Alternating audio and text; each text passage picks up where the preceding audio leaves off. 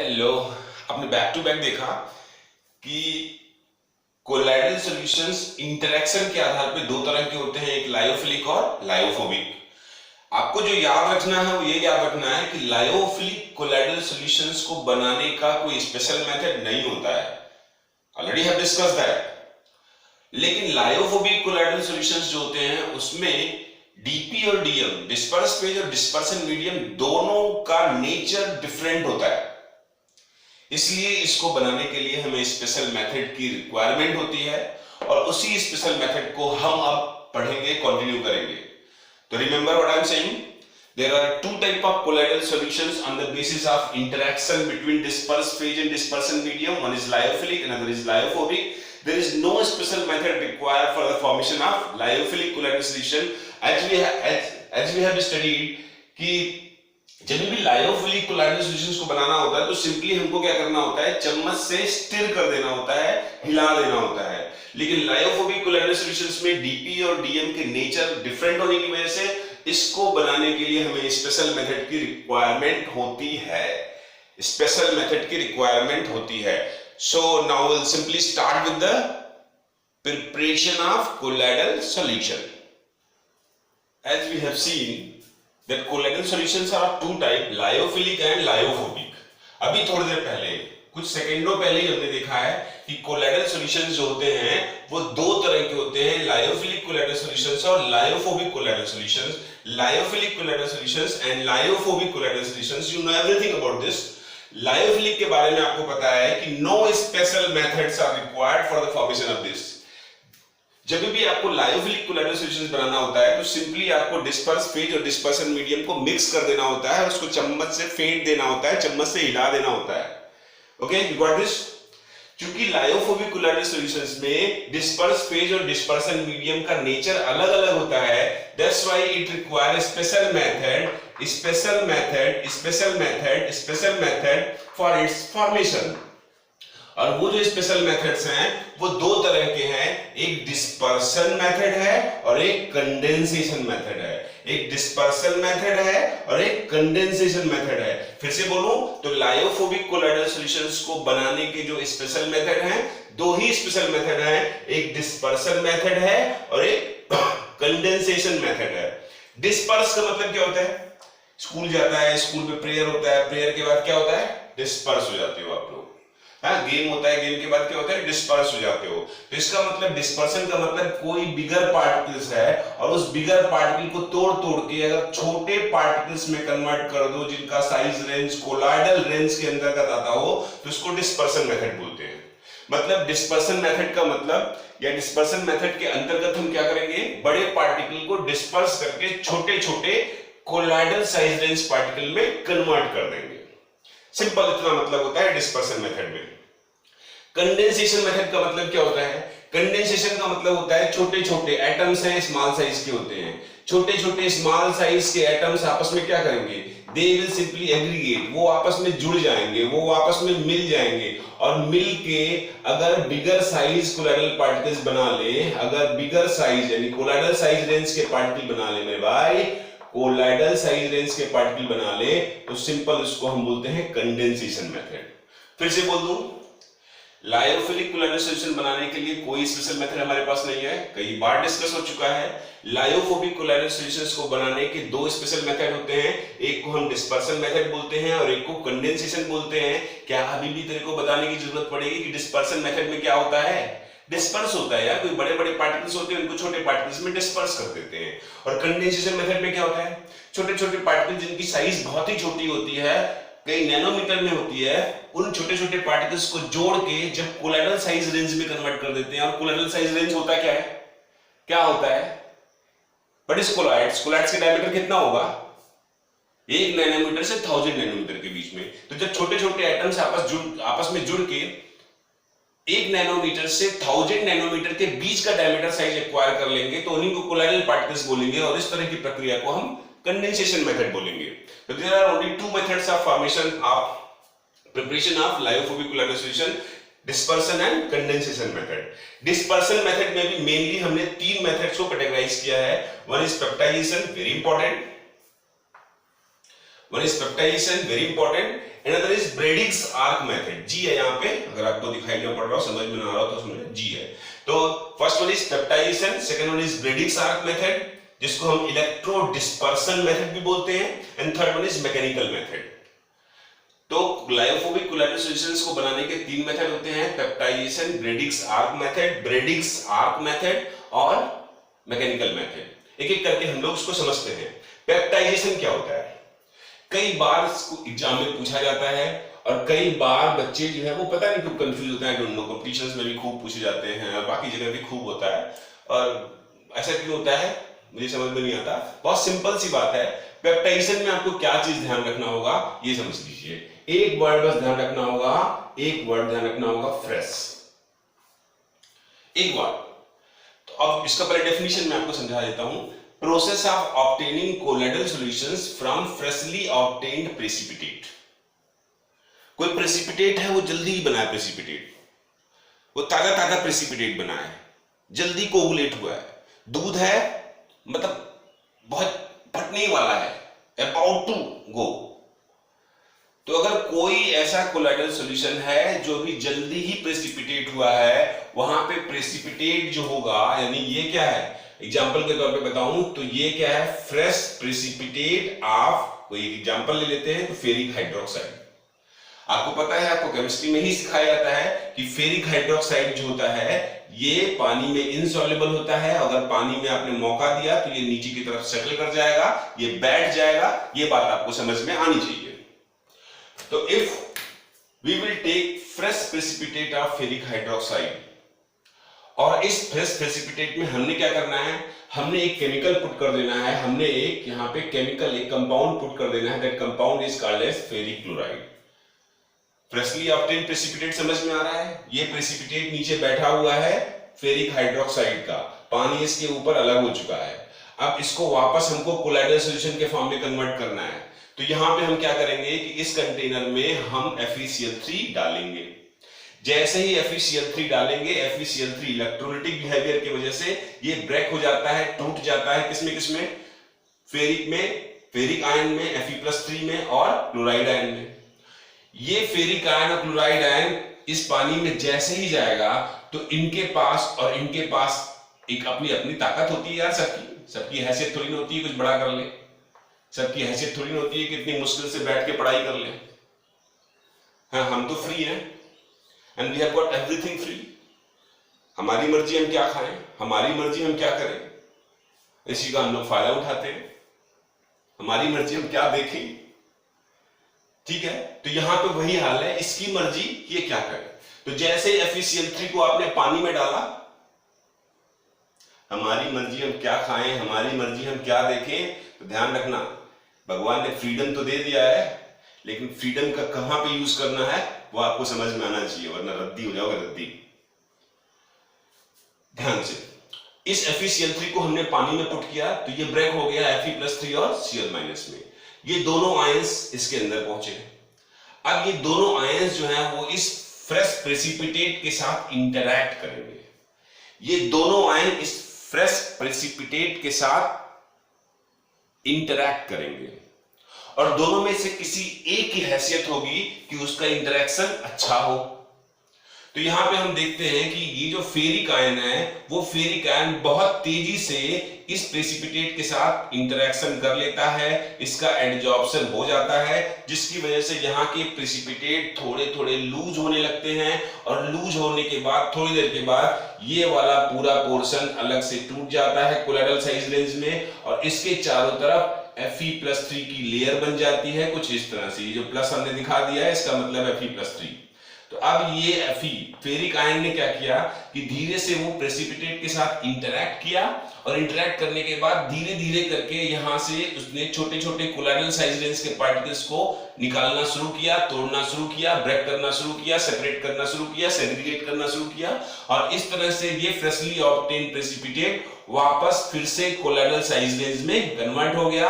और ये colloidal size range के ऊपर चार्ज कौन सा है, पॉजिटिव चार्ज है, और इसी पॉजिटिव चार्ज की वजह से अब ये और ये पार्टिकल में आपस में रिपल्सन होगा, इन दोनों कोलाइडल पार्टिकल्स में, इसमें और इसमें भी रिपल्सन होगा।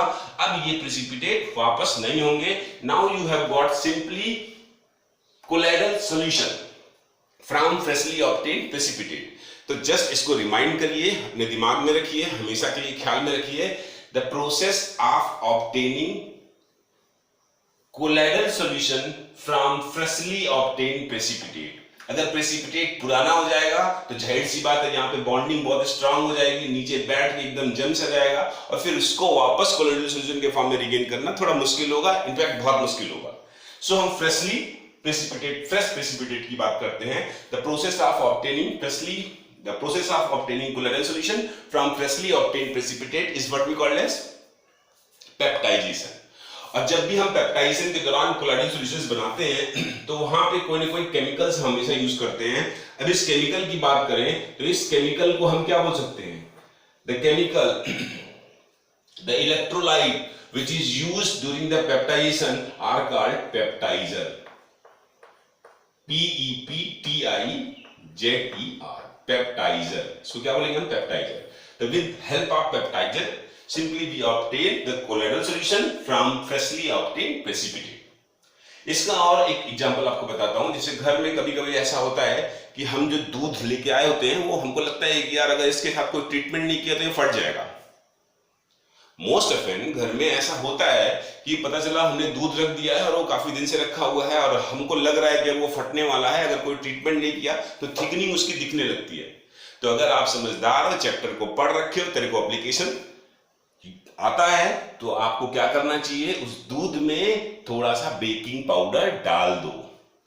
दूध में जो घी के पार्टिकल्स होते हैं वो घी के पार्टिकल्स के चारों तरफ कैल्शियम कैसिनेट होता है और कैल्शियम कैसिनेट जो होता है वो इमल्सिफाइंग एजेंट की तरह काम करता है। ये जो है पूंछ के साथ जो है इसको कैल्शियम कैसिनेट बोलते हैं। जब इसकी लेयर खत्म होने लगती है उसी वजह से ये पार्टिकल्स आपस में जुड़ने लगते हैं और दूध फटने लगता है। तो अगर आपने सोडियम डाल दिया तो सोडियम वो इलेक्ट्रोलाइट की तरह काम करेगा, वो फर्दर इनको सेपरेटेड रखेगा और वो दूध फटेगा नहीं। एनीवेज ज्यादा डिटेल में नहीं जाना, इतना ज्यादा मत पढ़ लो, बस इतना समझो कि अगर आपको लगता है कि दूध फटने वाला है और आप नहीं चाहते हो कि दूध फटे तो उसमें थोड़ा सा बेकिंग पाउडर डाल दो। बेकिंग पाउडर क्या होता है? NaHCO3, sodium hydrogen carbonate. So you got the peptidation, you got the peptidation, समझ में आया? बोलो एक बार क्या होता है peptidation? The process of obtaining colloidal solution from freshly obtained precipitate with the help of peptizer. Peptizer. Okay, now we'll come to the next. Dispersion method का पहला मेथड हमने पढ़ लिया and that first method was peptidation. Now we'll come to the Bradig's arc method. जरा एक बार बोल के देखो तो BREDIG apostrophe SARC arc method, Bradig's arc method। इसी को देखो क्या लिखा है मैंने? Electro dispersion method. इसी को हम बोलते हैं इलेक्ट्रो डिस्पर्सन मेथड। ये इलेक्ट्रो डिस्पर्सन मेथड या ब्रेडिग्स आर्क मेथड क्या होता है? It's very interesting, I must tell you this about this. इसके बारे में मैं आपको कहानी के तौर पे समझाता हूं और ठीक से इसको समझ लेना। आपने कुछ दिनों पहले देखा होगा कि अमिताभ बच्चन, शाहरुख खान, ये सब सारे लोग जो है वो एक च्यवनप्राश का प्रचार करते थे, एडवर्टीजमेंट करते थे और उस च्यवनप्राश का नाम था सोना चांदी chyawanprash. Do you remember? Himani का सोना चांदी च्यवनप्राश, सोना चांदी क्या च्यवनप्राश। तो क्या वो सोना चांदी का च्यवनप्राश जिसका एडवर्टीजमेंट शाहरुख खान और अमिताभ बच्चन साहब करते थे उसमें वाकई में सोना और चांदी मिला होता था या होता है? तो मैं आपकी जानकारी के लिए बता दूं कि हाँ जी, जो सोना चांदी च्यवनप्राश हिमानी का आता है, मैं प्रमोशन नहीं कर रहा हूं, लेकिन वहां पे उस च्यवनप्राश में, च्यवनप्राश तो आयुर्वेदिक चीज होती है, आंवले से बनी होती है, लेकिन वहां पे हिमानी ने क्या किया कि अब हिमानी है, इमामी है, that's I don't know, but क्या हुआ कि ये जो च्यवनप्राश आयुर्वेदिक सिस्टम से बनाया है, आयुर्वेद ने बनाया हुआ है आंवले की मदद से, इस च्यवनप्राश में हम क्या करते हैं? देखो, एक सोने का रॉड ले लेते हैं, गोल्ड का रॉड ले लेते हैं और एक चांदी का रॉड ले लेते हैं, चांदी का रॉड इस तरह से ले लेते हैं और इसको हम क्या करते हैं? इसको हम बैटरी के साथ कनेक्ट कर देते हैं, इसको हम इलेक्ट्रिसिटी के साथ कनेक्ट कर देते हैं और कनेक्ट करने के बाद हम क्या करते हैं कि ये वाला सिरा और ये वाला सिरा इन दोनों को टच कराते हैं। यहां पे क्या करेंगे, हल्का सा इसको पुश करेंगे, हल्का सा इसको पुश करेंगे, तो इसको हम टच कराएंगे। जब टच कराएंगे तो क्या होगा, स्पार्किंग होगा। टच कराने की प्रक्रिया को क्या बोलेंगे हम, शॉर्ट सर्किट बोलेंगे कि हाँ भाई दो चीज आपस में मिल गया, शॉर्ट सर्किट हो गया, खूब तेजी से बूम की आवाज आ रही है, बड़ाम की आवाज आ रही है, वहां पे खूब सारा हीट रिलीज हो रहा है। तो हमने क्या किया है, समझ में आया आपको? हमने समझाने की कोशिश कर रहे हैं कि सोना चांदी च्यवनप्राश कैसे बनाया जाता है, च्यवनप्राश में सोना और चांदी को कैसे डाला जाता है। तो च्यवनप्राश में सोना चांदी डालने के लिए हमने क्या किया है, एक डब्बे में च्यवनप्राश ऑलरेडी ले लिया है, और च्यवनप्राश लेने के बाद उसमें सोने और चांदी का रॉड डाल दिया है। सोने और चांदी के रॉड को डालने के बाद उसको हमने इलेक्ट्रिसिटी से कनेक्ट कर दिया है। कनेक्ट करने के बाद ये जो एंड्स हैं, ये जो एंड दिखाई पड़ रहे हैं, इन एंड को आपस में हम क्या कर रहे हैं, इनको ऐसे टच करा रहे हैं। जैसे इनको टच कराएंगे शॉर्ट सर्किट होगा, और जब शॉर्ट सर्किट होगा तो हीट प्रोड्यूस होगी। उस हीट के बलबूते पे बहुत सारे atoms, when short circuit is done, तो वहां पे क्या होगा, बहुत सारी हीट प्रोड्यूस होगी, और हीट प्रोड्यूस होने की वजह से क्या होगा, small atoms of gold and silver is released. Small atom of gold and silver is released. अब यहाँ पे छोटे छोटे एटम जो होंगे, वो छोटे छोटे एटम जो होंगे गोल्ड और सिल्वर के रिलीज होंगे, लेकिन इन एटम की साइज क्या होगी, इन एटम की साइज बहुत छोटी होगी। तो इनको फिर से जुड़ के किसमें कन्वर्ट होना होगा, कोलाइडल साइज रेंज में कन्वर्ट होना होगा, यानी ऐसे पार्टिकल ऐसे साइज में कन्वर्ट होना होगा जिसका डायमीटर 1 से 1000 नैनोमीटर के बीच पाया जाता हो। तो यहां पे क्या होगा, जब इस गोल्ड और सिल्वर रॉड को हम शॉर्ट सर्किट करवाएंगे तो पहले गोल्ड और सिल्वर रॉड के छोटे छोटे एटम्स रिलीज होंगे, और फिर वो एटम्स आपस में क्या करेंगे, फिर वो कंडेंस करेंगे। यानी एक बात बहुत इंपॉर्टेंटली आपको ध्यान में रखना होता है, जिसको मैंने नोट करके यहां पे लिखवाया है कि इस ब्रेडिक्स आर्क मेथड में पहले डिस्पर्सन होता है। देखो बड़े बड़े पार्टिकल्स जो गोल्ड के रॉड है, इसमें से डिस्पर्स हो रहा है छोटा छोटा एटम्स, और फिर डिस्पर्सन के बाद क्या होगा, कंडेंसेशन होगा। यानी ब्रेडिक्स आर्क मेथड में केवल डिस्पर्सन ही नहीं होता है, here in this method condensation also takes place along with the dispersion. क्योंकि पहले जब शॉर्ट सर्किट करेंगे तो एटम्स रिलीज होगा, एटम की साइज बहुत छोटी होगी, फिर वो एटम्स आपस में जुड़ के कोलाइडल साइज रेंज में कन्वर्ट होंगे, और उस कोलाइडल साइज रेंज को हम इसमें बिखेर देंगे, और उस पर्टिकुलर सॉल्यूशन को कोलाइडल सॉल्यूशंस कहने लगेंगे। तो कभी अपने जीवन में अगर ब्रेडिक्स आर्क मेथड आप भूल गए, इलेक्ट्रो डिस्पर्सन मेथड भूल गए, तो मेरे भाई सिर्फ इतना याद रखना, सोना चांदी च्यवनप्राश कैसे बनता है। आप में से कई बच्चे जो है थोड़ा सी उनकी क्यूरियोसिटी जगी होगी कि सर ये सोना चांदी च्यवनप्राश का इसका मतलब क्या है, चांदी और सोना तो बहुत महंगा मिलता है, तो सोना चांदी च्यवनप्राश ही खरीद के ले आते हैं, उसमें से सोना निकाल लेते हैं, बड़ी प्रॉफिट होगा। अबे बेवकूफ, सोना चांदी की मात्रा बहुत ही कम होती है, ऑब्वियसली कम होगी, पैसे के हिसाब से ही होगा, कोई फ्री में सब कुछ नहीं करता है। लेकिन सोना चांदी के पास वाइगर पाया जाता है, सोना चांदी के पास वाइटलिटी पाई जाती है। मैंने कहीं पढ़ा है, कुछ पुरानी बुक थी, कोई नई बुक थी, आई डोंट रिमेंबर, कि अकबर जो पान खाता था उस पान में सोने और चांदी के वर्क होते थे। मतलब जैसे आजकल होता है, कभी पान देखा हो, कभी आपने डिनर या लंच के बाद पान खा लिया हो, तो उस पान में देखा होगा आपने, उसको सिल्वर फॉयल से लपेट के रखा जाता है। तो पुराने जमाने में वो सिल्वर नहीं, वो सिल्वर फॉयल के एल्युमिनियम फॉयल है यार, अभी 15 रुपए में तुमको सिल्वर मिल जाता है। लेकिन मैं बात करता हूं, मैं अपनी पढ़ी हुई बात करता हूं कि अकबर साहब ने, एक बार हुआ क्या था कि अकबर पान खाता था और उसके पान में चांदी और सोने के वर्क ज्यादा होते थे, बाकी जो माल मटेरियल हो तो वो सोने और चांदी के वर्क ज्यादा होते थे। एक बार क्या हुआ कि उसने अपना पान जो है थूक दिया, और उसी के कोई नौकर वगैरह रहा होगा, उसने क्या किया कि वो पान ठीक से खाया नहीं, बस ऐसे ही उगल दिया, तो वो उसने उस पान को उठा के अपने मुंह में डाल दिया। लेकिन जैसे ही उसने मुंह में डाला, वो थोड़ी देर तक उसके शरीर में कपकपी हुई और फिर वो मर गया, ही डाइड। बाद में पता चला कि उसके अंदर सोना चांदी इतना ज्यादा पाया गया था कि उससे शरीर की वाइटलिटी, वाइगर इतना बढ़ गया था कि उस वाइटलिटी को, उस तेज को वो संभाल ही नहीं पाया। आई मस्ट टेल यू, कुछ दिनों पहले मेरी तबीयत खराब हुई थी, तो मेरे घर वाले मुझे एक वैद्य के पास ले गए थे, नॉट डॉक्टर।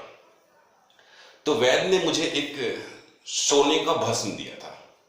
मुझे बोला था कि इसको खाने से पहले एक शर्त है कि आपकी अगर कोई भी आदतें हो तो उस आदतों को छोड़ देना, तभी इस दवा को खाना। पहले तो मैं डरा, लेकिन फिर मैंने इसको कंटिन्यू किया। तो वो आज भी आयुर्वेद में सोने का भस्म दिया जाता है, just to increase the vitality and vigour of your body. अगर आपको कोई मेंटल प्रॉब्लम है और अगर आपके बॉडी में कोई पर्टिकुलर प्रॉब्लम है तो सीधा सीधा उसकी वाइटलिटी को, VITA, वाइटलिटी को बढ़ाने के लिए हम इस सोने चांदी का यूज करते हैं। You can Google it. तो सोना चांदी बनाने का प्रक्रिया जो होता है उसी को हम बोलते हैं ब्रेडिक्स आर्क मेथड या electro dispersion method. Hope you understand. Now will come to the third method, that is dispersion method, sorry mechanical method. इसको हम बोलते हैं सजा याफ्ता मेथड। अगर आप कॉलेज में होते और मुझे आपको सजा देना होता है 4-5 घंटे की, 4-5 घंटे गुजारे जाके कुछ और ना काम कर, तो वो मैं कहता कि जाओ कोई क्रीम बनाओ। चलो, इस मैकेनिकल मेथड का मतलब क्या होता है, आई मस्ट टेल यू।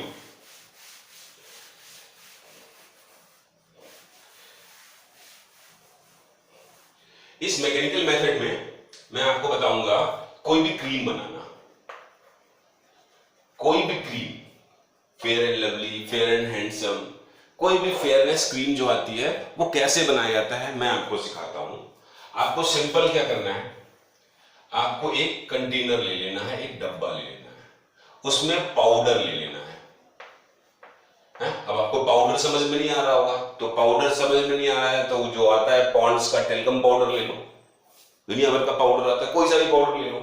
और थोड़ी केमिस्ट्री वाले जानकार हो, समझदार हो, तो जिंक कार्बोनेट होता है, कैलामाइन बोलते हैं इसको, मुल्तानी मिट्टी। तो आप जिंक कार्बोनेट ले लो, मार्केट में बहुत सारा मिल जाएगा। इस जिंक कार्बोनेट में थोड़ा सा ऑयल डाल दो, थोड़ा सा ऑयल डाल दो, थोड़ा सा ऑयल डाल दो। ऑयल के साथ साथ एक चीज और डालनी है आपको, इसमें थोड़ा सा पानी डाल दो। क्या डाल दो? पानी। अगर पानी ज्यादा होगा तो इसको हम बोलेंगे ऑयल इन वाटर टाइप का क्रीम, और अगर ऑयल ज्यादा होगा तो हम बोलेंगे water in oil type of cream. और आपको क्या करना है, कुछ नहीं करना है, बस घंटे भर बैठ के आप वहां पे कुछ भी ले लो, क्या कहते हैं उसको, फेंटने वाला ले लो और इसको फेंकते रहो। आपको पता है ऑयल वाटर इजिली मिक्स होगा क्या? ऑयल वाटर इजिली मिक्स नहीं होगा, आपको बहुत ज्यादा मेहनत करनी पड़ेगी, और अगर आप मेहनत करेंगे तो ऑब्वियसली ये मिक्स हो जाएगा, और फिर आपको जो क्रीम मिलेगा वो दो तरह का मिलेगा, एक गर्मियों में लगाने वाली क्रीम और एक ठंडक में लगाने वाली क्रीम। आपने देखा होगा ठंडक में जो बोरोप्लस और बोरोलिन आता है उसमें ऑयली बेस ज्यादा रहता है, क्योंकि ठंडक में चेहरा खुश्क हो जाता है, सूखा हो जाता है, तो वहां पे हम ऑयली क्रीम लगाते हैं। और ऑयली क्रीम तभी लगाते हैं जब ऑयल का बेस ज्यादा हो।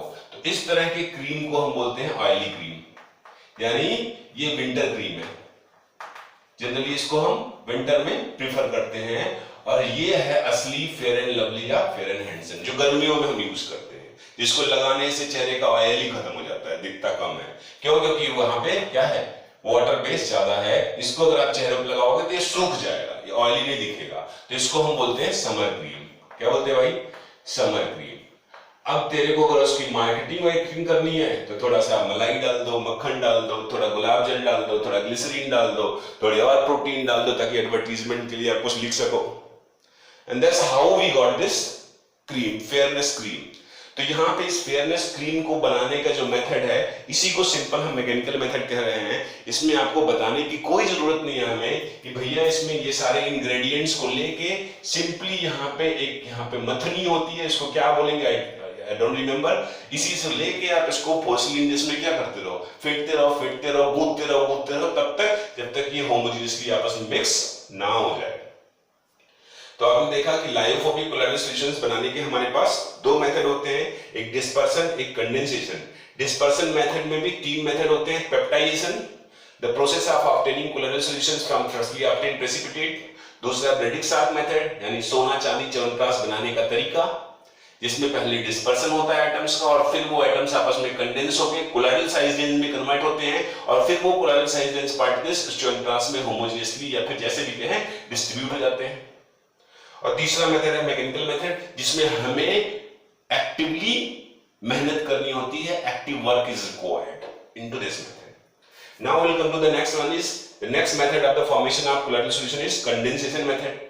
कंडेंसेशन के बारे में पहले बताया, एक बार फिर से बताता हूं कि यहाँ पे छोटे छोटे साइज के पार्टिकल्स जो होते हैं वो जुड़ जुड़ के कोलाइडल साइज रेंज में कन्वर्ट हो जाते हैं, जुड़ जुड़ के कोलाइडल साइज रेंज में कन्वर्ट हो जाते हैं। कंडेंसेशन मेथड में भी दो मेथड आपको पढ़ने हैं यहाँ पे। दो मेथड में पहला मेथड कौन सा है? Exchange of solvent. What one is the first method? बोलो जबान से, what one is the first method? What one is the first method? थोड़ा बोल ले भाई।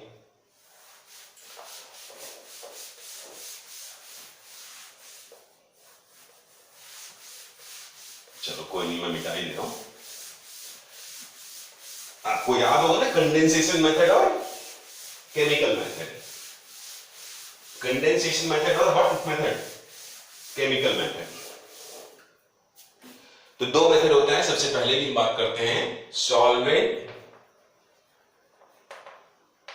एक्सचेंज मेथड, ठीक है। और दूसरा होता है कौन सा? Chemical reaction method.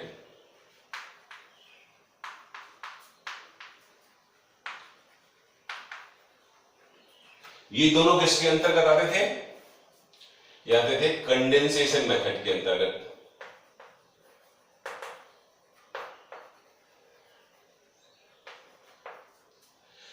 Solvent exchange method से क्या समझता है भाई? What do you understand by solvent exchange method? यहां मेरी कहानी सुनना है। एक्वस सॉल्यूशन ऑफ आयोडीन, दूसरा एक्वस सॉल्यूशन ऑफ सल्फर। आपको पता ना हो तो मैं बताऊं, सल्फर का एलिमेंटल फॉर्म क्या होता है? S8। The most stable form जैसे ऑक्सीजन का होता है मेरे भाई O2 या O3 भी होता है कभी कभी, वैसे सल्फर नेचर में किस फॉर्म में पाया जाता है? S8। फास्फोरस नेचर में किस फॉर्म में पाया जाता है? T4। तो फास्फोरस की बात तो ना करूं, फास्फोरस की बात कर ही सकते हैं, कौन आपको रोकने वाला है? तो there are two examples. First one is aqueous solution of iodine, इसी को हम बोलते हैं टिंचर। टिंचर की भी एक अपनी कहानी है। टिंचर की अपनी कहानी है, इसकी मैं बात करूं तो पुराने जमाने में जो घाव अगर होते थे, उस घाव को हम साफ करते थे टिंचर की मदद से। और टिंचर आयोडीन का टिंचर डेटॉल का 10 गुना ज्यादा तीखा होता है, वो बहुत लगता है। तो हम दुनिया के उस समय के दौरान रहे हैं जब डेटॉल की बजाय हम लोग अपने घाव को साफ करने के लिए किसको यूज करते थे? टिंचर। आजकल टिंचर यूज नहीं करते हैं क्योंकि टिंचर का दो ड्रॉबैक है। एक तो बहुत दुखता है और दूसरा टिंचर बदबू भी करता है। अगर वो घाव पे लगा रह गया तो कुछ देर के बाद बहुत बदबू करता है, और वो इतना बदबू करता है कि उसको लोग प्रेफर नहीं करते हैं। तो ये जो एक्वस सॉल्यूशन ऑफ आयोडीन है, जिसको हम टिंचर कहते हैं, जो डेटॉल की तरह एंटीसेप्टिक होता है, उसको घाव पे हम लगाते हैं ताकि वहां पे कोई जर्म्स और बैक्टीरिया क्रिएट ना हो। तो इस एंटीसेप्टिक को, इस टिंचर को, इस आयोडीन के सॉल्यूशन को आप कैसे बनाओगे? एक क्वेश्चन पूछ रहा हूं, जवाब देना। ये आयोडीन का मॉलिक्यूल है, इसका स्ट्रक्चर बना के दिखाऊं तो दो आयोडीन के एटम के बीच में कोवेलेंट बॉन्ड है। मतलब ये पोलर है कि नॉन पोलर है? ये आयोडीन मॉलिक्यूल जिसका स्ट्रक्चर ये है, तो ये पोलर है कि नॉन पोलर है? अबे मेरे भाई नॉन पोलर है। क्या है ये नॉन पोलर है। Covalent bond is present between the similar atoms, there is no distribution of electron, dipole moment क्या है, जीरो है, तो डाइपोल मोमेंट जीरो होने की वजह से क्या होगा, नॉन पोलर होगा।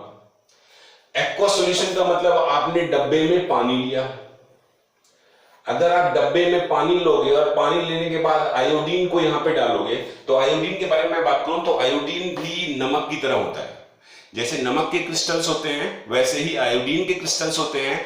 फर्क यह है आयोडीन का कलर वायलेट होता है और सब कुछ बाकी सब कुछ नमक के जैसा ही, कलर बस चेंज हो जाता है। तो आपने नमक के, जैसे नमक के छोटे छोटे पार्टिकल्स पाउडर होते हैं, वैसे आयोडीन के पाउडर आपने ले लिए और उसको आप यहां पे पुट करोगे तो क्या आयोडीन पानी में डिसॉल्व हो जाएगा? अबे पानी नॉन पोलर नहीं, पोलर होता है। और आयोडीन क्या है? पानी पोलर है। This water is what? This water is polar and iodine is what? Non polar. तो क्या तुम सोच भी सकते हो कि आयोडीन ये पानी में डिसॉल्व होगा? नहीं सर, दोनों का नेचर अलग अलग है, पानी में डिसॉल्व नहीं होगा। तो कैसे डिसॉल्व करते हैं, कैसे करते हैं, कैसे आयोडीन का सॉल्यूशन बनाते हैं, कैसे टिंचर बनाओगे? सुन लो मेरे भाई।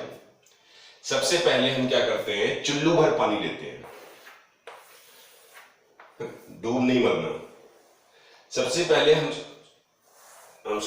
चुल्लू भर पानी नहीं लेते, चुल्लू भर अल्कोहल लेते हैं, उसमें डूब मरो। सबसे पहले हम क्या करते हैं, थोड़े ड्रॉप 10, 15, 20 ड्रॉप अल्कोहल लेते हैं। अल्कोहल की बात करें तो CH3, CH2, OH, ये नॉन पोलर है और ये पोलर पार्ट है। तो सबसे पहले जब हम आयोडीन के क्रिस्टल लेंगे, ये क्रिस्टल है आयोडीन का, ये आयोडीन के क्रिस्टल को हमने ले लिया। अब ये आयोडीन का क्रिस्टल डायरेक्ट पानी में डिसॉल्व नहीं होगा क्योंकि दोनों का नेचर क्या है, डिफरेंट है। तो क्या होगा, तो इस आयोडीन को लेने के बाद हमको थोड़ा कुछ ड्रॉप्स 10-15 ml, 25-30 बूंदे किसकी लेनी पड़ेंगी, अल्कोहल की लेनी पड़ेंगी। जब इसको अल्कोहल में आप डालोगे तो अल्कोहल का ये जो नॉन पोलर पार्ट है वो इसके साथ क्या करेगा, इंटरैक्ट करने लगेगा। और जब नॉन पोलर पार्ट इंटरैक्ट करने लगेगा तो इसके चारों तरफ क्या होगी, यहाँ पे अल्कोहल की एक लेयर बन जाएगी, यानी इमल्सिफाइंग एजेंट की तरह काम करेगा अल्कोहल। और वापस फिर आप क्या करोगे, इसको पानी से भर दो। अब वो जो पानी होगा वो अल्कोहल के इस OH ग्रुप के साथ इंटरैक्ट करके इस आयोडीन को अपने अंदर डिस्पर्स कर देगा। मेरे प्रभु समझ में आई बात नहीं आई? सॉल्वेंट एक्सचेंज मेथड में क्या करते हैं, हमको एक्वस सॉल्यूशन पानी में आयोडीन का घोल बनाना होता है, तो पानी में आयोडीन तो घुलेगा नहीं, तो कैसे घुलेगा, कैसे घोलेंगे उसको? सर आयोडीन पहले जिसमें घुलेगा उसको देख लेते हैं। आयोडीन पहले अल्कोहल में घुलेगा, तो अल्कोहल का थोड़ी मात्रा लेके उसको हम उसको डिसॉल्व कर लेते हैं। अब अल्कोहल तो रहेगा ही, भले ही एक्वस सॉल्यूशन बोल रहे हैं थोड़ा मात्रा में अल्कोहल है, अब अल्कोहल को इग्नोर कर देते हैं, तो उसमें क्या करें?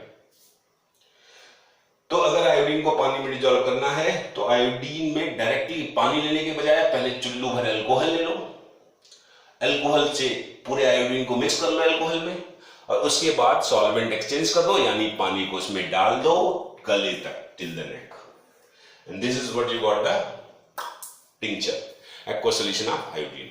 अब सोच के बताओ कि अगर आपको सल्फर को पानी में डिसॉल्व करना हो तो सल्फर भी क्या होता है, सेम वही सेम प्रोसेस है, नॉन पोलर है, पानी में डिसॉल्व होगा कभी नहीं। तो क्या करेंगे, कैसे करेंगे? सर इसको भी पहले अल्कोहल में डिसॉल्व करेंगे, क्योंकि इसके पास दो तरीका होता है, एक ये एक ये वाला पार्ट सल्फर के साथ जुड़ जाएगा और ये वाला पार्ट पानी के साथ जुड़ जाएगा, सिंपल। मैं तेरे को बोल रहा हूं कि how do you form the aqueous solution of P4 phosphorus? Sir same तरीका होता है, समझ गए? The second and the last method of the preparation of lyophobic colloidal solution is chemical reaction method. Simply क्या होता है, जब हम कोई केमिकल रिएक्शंस करवाते हैं, जैसे मान लो FeCl3 है, इसका रिएक्शन हमने वाटर के साथ कराया, तो यहां पे हमारे पास हमको मिलता है FeCl3 प्लस HCl।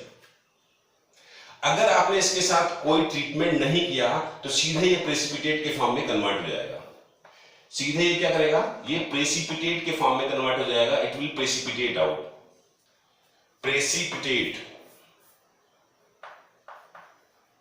ये प्रेसिपिटेट हो जाएगा। तो ये एक पर्टिकुलर रिएक्शन है, ऐसे बहुत सारी रिएक्शन हो सकती है, इस रिएक्शन को आप ध्यान दो। ये एक रिएक्शन है जिसमें एक कंपाउंड बना और ये कंपाउंड के बारे में बोलते हैं कि ये पानी में इनसॉल्युबल होता है, और रिएक्शन के होने के दौरान अगर आपने जरा भी मौका दे दिया तो भाई साहब तो नीचे बैठ जाएंगे।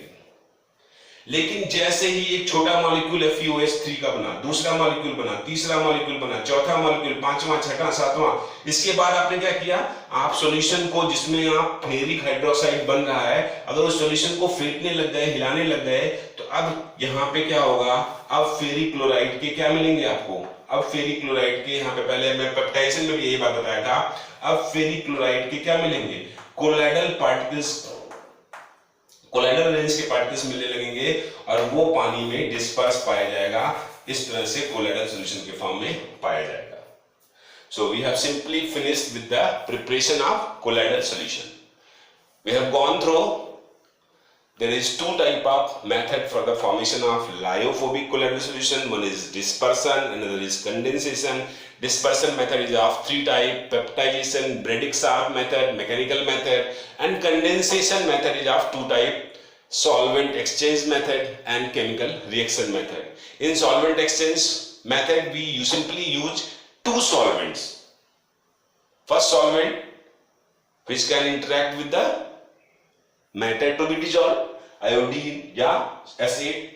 पहला solvent जो अल्कोहल होता है, हम इस हिसाब से लेते हैं कि वो नॉन पोलर को डिसॉल्व कर सके अपने, और फिर उसको हम क्या करते हैं, उसमें पानी डाल देते हैं एक्सेस में।